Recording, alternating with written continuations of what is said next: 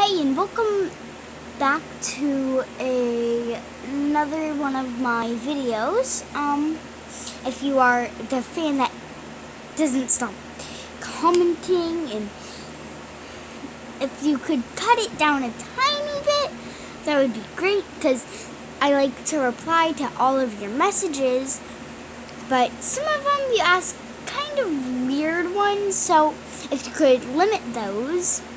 And also if you could lower it down so I can work on setups and stuff, so I can keep on messaging you and not just keep on messaging you and not getting setups done. So yeah, if you could lower that down a tiny itty bitty bit, that would be great, so I could work on setups more. And yet again, I have other responsibilities to do, like I have to get ready for school and stuff like that.